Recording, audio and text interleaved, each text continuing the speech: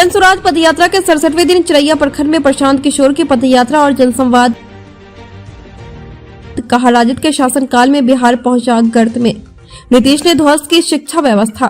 जन स्वराज पदयात्रा के 67वें दिन प्रशांत किशोर पूर्वी चंपारण के चिरैया कोठी गांव में मीडिया से बात की। प्रशांत किशोर की जन स्वराज पदयात्रा आज मीरपुर के चिरैया कोठी गांव से चलकर खरतरी, पूर्वी मधुबनी, राघोपुर से होते हुए बड़ा जयराम फील्ड में रात्रि विश्राम के लिए पहुंचेगी।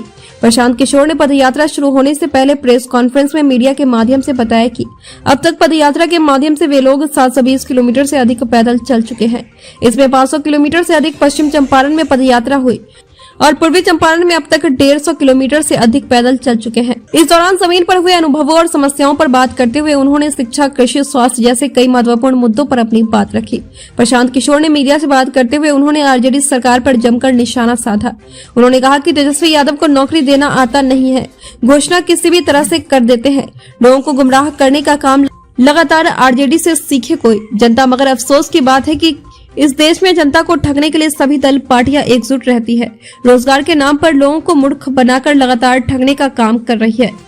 Bureau report, Motihari. देखिए, तेजस्वी यादव के बयानों को इन विषयों पर कम से कम कोई गंभीरता से लेने की जरूरत नहीं। यही तेजस्वी यादव है जिन्होंने कहा था कि पहले कैबिनेट बैठक में पहला जो कलम से डिसीजन लूंगा वो 10 लाख नौकरी देने का है। तो स्वाभाविक तौर पे कोई भी जो पढ़ा लिखा व्यक्ति उसको समझ में आएगा कि इस व्यक्ति को समझ में ही नहीं है। कहा था कि पहला ही डिसीजन कैबिनेट में लूंगा। तो अब आपको पूछना चाहिए कि या तो कैबिनेट की बैठक नहीं हो रही है या फिर कलम टूट गया कि स्याही सूख गई। कैबिनेट की बैठक तो हो रही है, तो भैया 10 लाख नौकरी देने से कौन रोक रहा है। आपने कहा कि 10,000 सिपाहियों को या पुलिस में भर्ती हुई, ठीक बात हुई हो, हम लोग भी उसका संकलन कर रहे हैं। 10 लाख नौकरी और 10,000 पुलिस की भर्ती में फर्क नहीं है, जमीन आसमान का फर्क है। तो मैंने जिस दिन तेजस्वी यादव की बात का तो मैं बहुत सीरियसली उसका संज्ञान नहीं लेता हूँ, लेकिन 15 अगस्त को नीतीश कुमार जी ने गांधी मैदान में ये जरूर कहा है कि मैं 10 लाख सरकारी नौकरी एक साल में ये सरकार देगी और 10 लाख अलग से रोजगार की बात की। चलिए रोजगार को हटा दीजिए।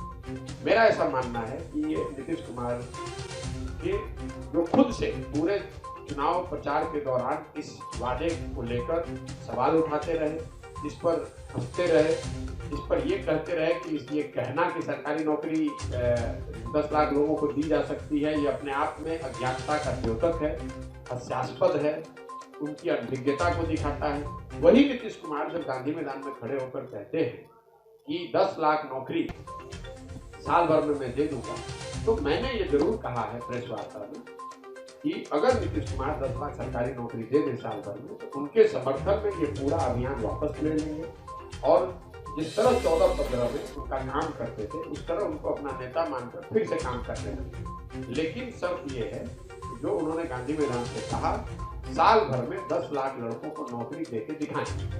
अब आपकी जानकारी के लिए बता दूं कि उस घोषणा के किए हुए करीब 4 महीने हो गए। 4 महीना तो 12 महीने में निकल गया और अभी आपने स्वयं से बताया कि 10,000 लोगों को नौकरी दी गई है। तब अगले 8 महीने में 9,90,000 लोगों को नौकरी मिल जाएगी। तो आप भी देखिए, हम भी देखेंगे, हम मान लेंगे कि भाई 10 लाख लोगों को नौकरी दे दी गई। अगर 10 लाख लोगों को नौकरी दी जा सकती है तो किसी को पॉलिटिक्स करने की क्या जरूरत है। यहाँ का भला होना चाहिए, लोगों को फायदा होना चाहिए। अगर नीतीश कुमार या ये सरकार 10 लाख नौकरी दे सकती है तो दे दे, फिर हमको काम करने के लिए पूरा हिंदुस्तान विश्व पड़ा होगा, कहीं जाके काम कर सकते हैं। तो बिल्कुल मैं ऐसा समझता हूँ कि ये सिरे से भरी दोपहरी में आंख में धूल झोंक रहे हैं, तो वेतन नहीं मिल रहा है। जो वित्त रहित शिक्षण संस्थाएं उसमें हजारों लोगों को वेतन नहीं मिल रहा है। सांख्यिकी वाले लड़के 1.25 लाख थे, उनको हटा दिया गया। इसी तरह टेक्नोलॉजी वाले लड़के जो यहाँ काम कर रहे थे उनको हटा दिया गया। आप जो ब्लॉक में जो किसान सहायक है उनकी स्थिति जाकर देख लीजिए, पंचायतों में जो वार्ड सचिव है उनकी स्थिति देख लीजिए। अरे भाई, जो लोग हैं उसका तो समायोजन ठीक से कर दो, बाकी नई नौकरी की तो बात ही छोड़ दो। केंद्र सरकार से पैसा ना आए तो शिक्षकों को, जो अभी शिक्षक उसकी सैलरी नहीं दे पाएंगे, क्या बात करते हैं।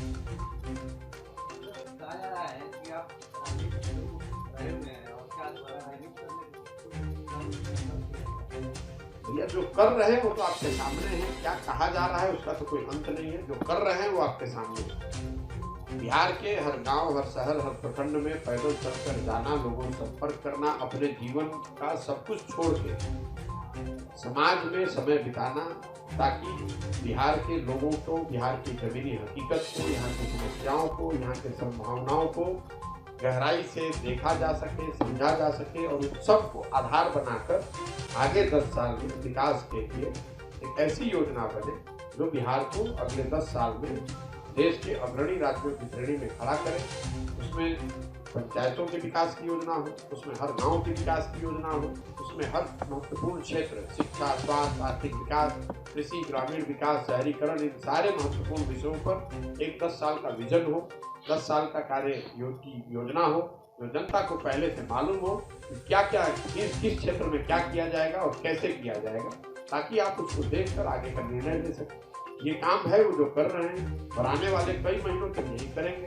दूसरा कुछ मैं कर नहीं रहा हूँ। आप भी पत्रकार हैं, आप देखते हैं मैं घर जाता हूँ, मैं गाड़ी पे घूमता हूँ, मैं चुपचाप पैदल डेली चल रहा हूँ और ईमानदारी से, जितनी ईमानदारी से हो सकता है वो करने की कोशिश कर रहा हूँ। आप लोग बाकी सब देख ही रहे हैं।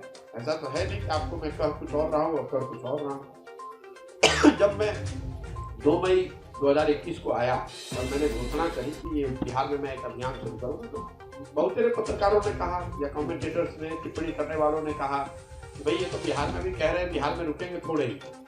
अब मैं बिहार में रुका हुआ हूँ। फिर मैंने कहा कि मैं 2 तारीख से पदयात्रा शुरू करूँगा, तो लोगों ने कहा कि पदयात्रा करेंगे, अभी तो कह रहे हैं, देखिए कैसे करते हैं, क्या करते हैं। अब मैं वो भी कर रहा हूँ। फिर लोगों ने कहा अभी तो शुरू किए हैं, देखिए कितना दिन करते हैं। आज 65 दिन से कर रहा हूँ और ऐसे कर रहा हूँ जैसा किसी ने बिहार में न किया हो। तो मैं हमेशा कहता हूँ कि आप मेरी पत्नी को सुनिए, लेकिन ज्यादा महत्वपूर्ण